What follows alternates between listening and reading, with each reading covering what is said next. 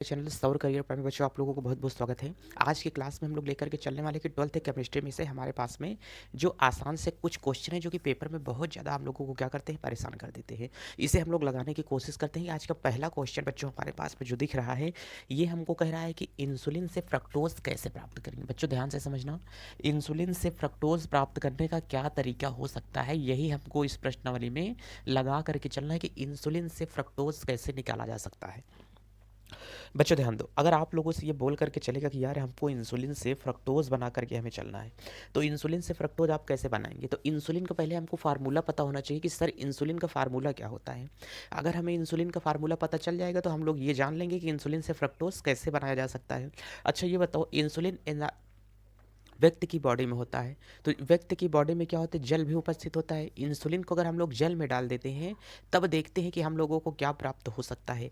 पहली बात, इंसुलिन की कमी से व्यक्ति के शरीर में कौन सा रोग हो जाता है? तो इंसुलिन की कमी से जो व्यक्ति के शरीर में रोग होते हैं, वो मधुमेह होता है, जिसे डायबिटीज़ कहा जाता है। ठीक है, तो इंसुलिन हार्मोन का हमारी बॉडी में रहना ये बहुत ज़्यादा ज़रूरी होता है। ठीक है, अब यहाँ से हम लोग देखते हैं कि इंसुलिन है कैसे। इंसुलिन को हम लोग क्या करेंगे, जल में डालेंगे तो ये जा करके क्या टूटेगा, फ्रक्टोज में टूट जाएगा। लेकिन सबसे बड़ी बात हमको यहाँ से ये है कि अगर सरकार इसका आप लोग सोल्यूशन देख रहे हैं, तो आपको यहीं से हमने कहा कि सर आपको मैंने दे दिया है यहाँ से इंसुलिन। कहें हाँ सर, इंसुलिन के प्यारे बच्चों अगर आप लोग यहाँ से मिला देते हो किसके अंदर, जल में, तो आपको डायरेक्टली जा करके क्या मिल जाएगा, यहाँ से फ्रक्टोज मिल जाता है। आपको फ्रक्टोज यहाँ से मिलेगा बिना किसी दिक्कत और परेशानी के। तो इंसुलिन से अगर हमको फ्रक्टोज प्राप्त करना है तो सबसे पहली बात ये है कि हम लोगों को प्राप्त होना चाहिए कि इंसुलिन का फार्मूला क्या होता है। अगर प्यारे बच्चों इंसुलिन का फार्मूला अगर आपको पता चल जाए, तो इंसुलिन के फार्मूले से आप लोग यहाँ से ये निकाल सकते हैं कि हमारे पास में क्या प्राप्त हो सकता है, इंसुलिन से फ्रक्टोज हम लोग कैसे निकाल सकते हैं। तो इंसुलिन का फार्मूला अगर हम लोग देख के चलेंगे कि सर इंसुलिन का फार्मूला क्या होता है, तो इंसुलिन का फार्मूला बच्चों हमारे पास में होगा, यहाँ से ये क्या लिख करके चलेंगे कि हमारे पास में इंसुलिन होता है प्यारे बच्चों C6, यहाँ से H10 होता है, और ये हमारे पास में O क्या होगा, 5 होगा।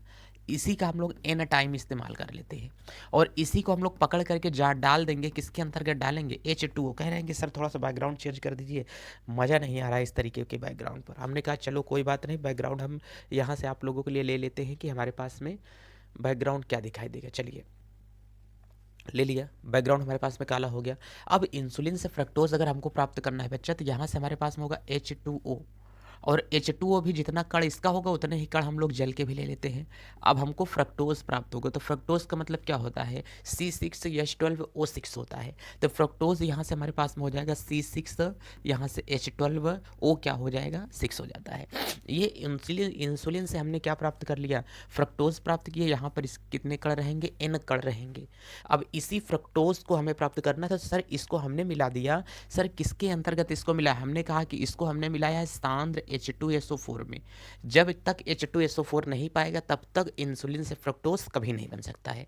तो ये आज का एकदम चिल्लर सा क्वेश्चन है बाबू कि इंसुलिन से फ्रक्टोज कैसे प्राप्त किया जा सकता है। तो बच्चों बहुत ही आसान तरीके से है इंसुलिन से फ्रक्टोज प्राप्त करना। इंसुलिन को अगर जल में डाल देंगे, किसकी उपस्थिति में डाल दिया जाएगा प्यारे बच्चों, तो इंसुलिन से फ्रक्टोज हम लोग प्राप्त करेंगे, लेकिन हमको डालना पड़ेगा H2SO4 के साथ में। H2SO4 के साथ में डालेंगे तो आसानी से जाकर के क्या प्राप्त हो जाएगा, हमको फ्रक्टोज प्राप्त होगा। ये पहला क्वेश्चन। आज के बच्चों देख के चलते हैं कि दूसरा क्वेश्चन क्या कह रहा है। सर बैकग्राउंड चेंज करिए, मज़ा नहीं आ रहा है बिल्कुल भी, चूंकि बैकग्राउंड ही कुछ ऐसा यहाँ पर लग गया है। चलिए, ग्लूकोज की सांद्र HNO3 से क्रिया का समीकरण दीजिए कि क्या हो सकता है। ग्लूकोज की क्रिया कराना है HNO3 के साथ में, इसकी क्रिया करके आप हमें बताइए कि क्या बन सकता है। हमने कहा यार अगर सांद्र HNO3, अच्छा ये ध्यान से देख के चलो, ये जो हमारे पास में होगा ये एक प्रकार का उत्प्रेरक का काम करेगा। किसका काम करेगा, उत्प्रेरक का काम करेगा। उत्प्रेरक मतलब ऐसा कैटलिस्ट।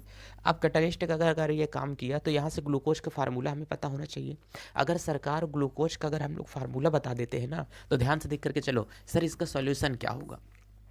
हमने कहा कि आपको कुछ नहीं करना है, सीधा आपको यहाँ से ले लेना है ग्लूकोज। हमने कहा ठीक है, अगर सरकार ग्लूकोज हम लोग यहाँ से ले लेंगे, इसको हम लोग डाल देते हैं किसके अंतर्गत, जल के अंदर डालोगे नहीं, इसको ऑक्सीजन के साथ में करवाना है। किसके साथ में, नवजात ऑक्सीजन के साथ इसकी क्रिया करा दो, और जा करके हम लोग यहाँ पे सांद्र HNO3 ले लेंगे।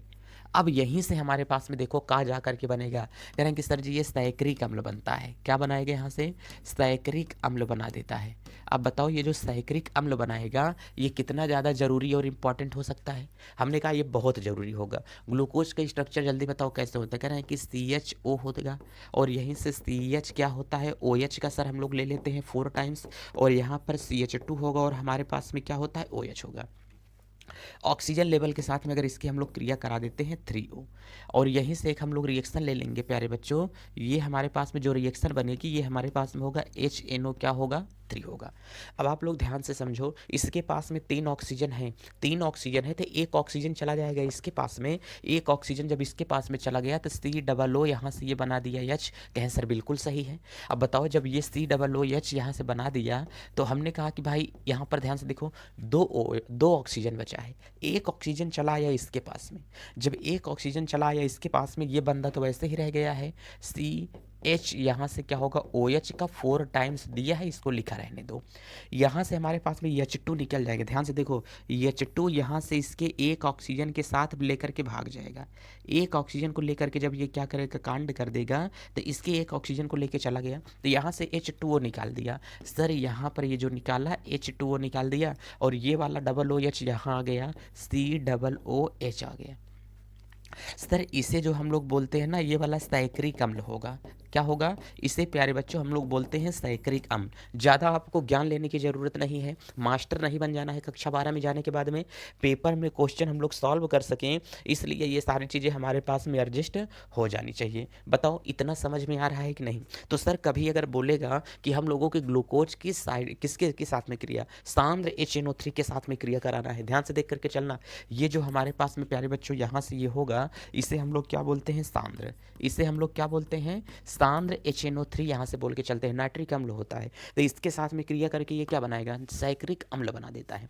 ये क्वेश्चन क्लियर हुआ? बस इतने छोटे छोटे क्वेश्चन आप लोग ध्यान में देखते रहो, बाकी आपको पूरी हिंदी तो लिखनी ही पड़ेगी ना कि ग्लूकोज की जब सांद्र नाइट्रिक अम्ल के साथ में क्रिया कराते हैं तो ऑक्सीजन के साथ में मिल करके साइक्रिक अम्ल का निर्माण होता है। इतना आपको हिंदी लिख करके चलना है। चलिए नेक्स्ट क्वेश्चन आज का देख के चलते हैं कि क्या है।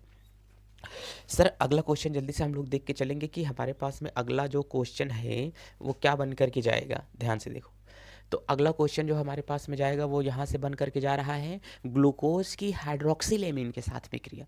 अब ध्यान से देखो, अगर हमको पता चल जाए कि हाइड्रोक्सिल एमीन हमारे पास में क्या होता है तब इसका फार्मूला हम लोग बेहद आसानी तरीके से ज्ञात कर लेंगे कि ग्लूकोज की अगर हाइड्रोक्सिल एमीन के साथ में अगर हमको क्रिया कराना पड़ जाए ना तब बहुत आसानी से चीज़ें हमारे पास में आ सकती हैं। तो ग्लूकोज की हाइड्रोक्सिल एमीन के साथ में क्रिया हम लोगों को देख करके चलना है। ध्यान से देखो, अगर आपको ग्लूकोज का फार्मूला पता है तो आसानी से आप लोगों को आ सकता है कि ग्लूकोज की हाइड्रोक्सिल एमीन के साथ क्रिया क्या होगी। समझो पहले मेरी बात को, ग्लूकोज का फार्मूला तो आपको पता है ना। चलिए प्यारे बच्चों, अगर हम लोग यहाँ से देख के चलते हैं कि हमारे पास में हमको क्या देना चाहिए, कह रहा है कि सर ग्लूकोज और क्या देना चाहिए? Hydroxyl amine. ध्यान से देख के चलो, हाइड्रोक्सिल एमीन।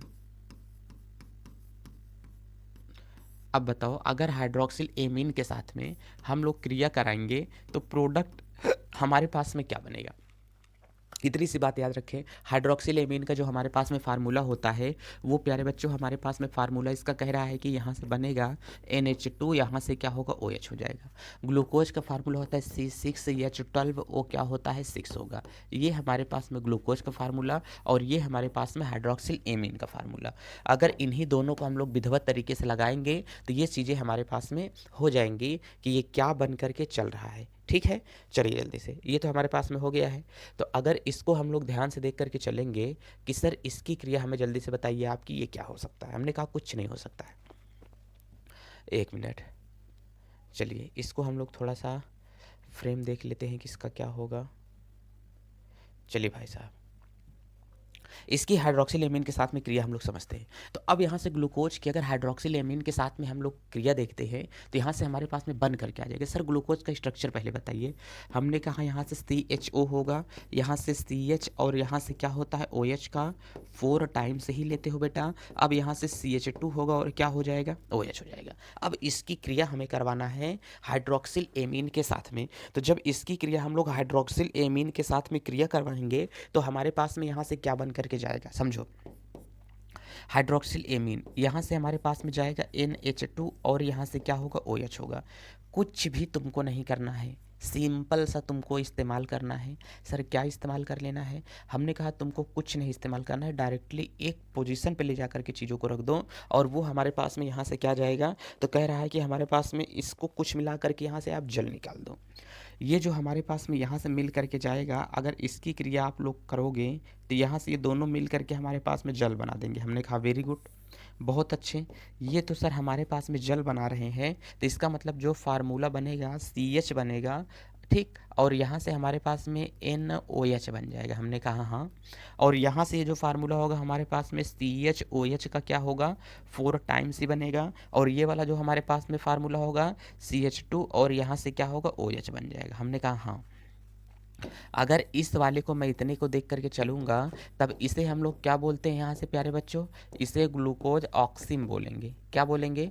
इसे ग्लूकोज ऑक्सिम बोला जाएगा। ये बहुत ज़्यादा इंपॉर्टेंट हो जाता है ये क्वेश्चन कि क्या हमारे पास में इसके साथ में रिएक्शन बन करके चलेगा। तो जल्दी से देरी न करते हुए मैं आपको थोड़ा सा समझाना चाहता हूँ फिर से इसी को लेकर के कि सर जल्दी से हमें बता दीजिए कि ये क्या बन करके जाएगा। तो इसकी क्रिया आपको कुछ नहीं करना है प्यारे बच्चों, ध्यान से देख करके चलना। आप लोगों को यहाँ से इसकी क्रिया कुछ नहीं करना है। अगर हमने कहा इसकी क्रिया हमें करवा के चलना है, किसके साथ में? ग्लूकोज हाइड्रोक्सिल एमीन के साथ में। तो यहाँ से क्या होगा, CH होगा और क्या होगा, CHO होगा। यहाँ से CHOH का बच्चों क्या ले लेंगे, 4 टाइम्स ले लेते हैं। यहाँ से CH2 होगा और क्या होगा, OH होगा। इसकी क्रिया अगर हम लोग करवाना है बच्चों, हमको यहाँ से किसके साथ में, NH2OH के साथ में करवाएंगे। तो इसमें से इसको लेकर के ये चला जाएगा, तो दोनों मिलकर के बना देंगे H2O। अब ये जब दोनों आपस में क्रिया करेंगे तो यहाँ से CH बनेगा और यहाँ से NOH बन जाएगा। ये दोनों जाके इस पे चिपक जाएंगे। ये हमारे पास में CHOH का बच्चों क्या बन जाएगा, 4 टाइम्स। और ये वाला जो हमारे पास में बनेगा CH2 बनेगा और क्या बनेगा, OH बनेगा। इसे हम लोग क्या बोलते हैं, ग्लूकोज ऑक्सिम बोलेंगे। क्या बोलते हैं इसे? हम लोग यहाँ से बोल के चलेंगे, इसे ग्लूकोज ऑक्सिम बोला जाता है। चलिए सर, ये वाला ग्लूकोज ऑक्सिम हमारे पास में हो जाता है। आज ये थे बेहद 3 जरूरी प्रश्न जो कि आपके पेपर के पॉइंट ऑफ व्यू से बहुत ज़्यादा जरूरी थे। ठीक है, इनको अच्छे तरीके से कंप्लीट करें। कल हम लोग पढ़ने वाले हैं, नेक्स्ट वीडियो जो आपको मिलेगी नाइट्रोजन के कार्बनिक यौगिक, उसको बेहतरीन तरीके से पढ़ करके चलेंगे। नाइट्रोजन तथा उनके कार्बनिक यौगिक जो हमारे पास में चैप्टर है, विधिवत तरीके से उसका क्वेश्चन करेंगे। 2 वीडियो लेक्चर कल आपको मिलेगा। चलते हैं, जय भारत।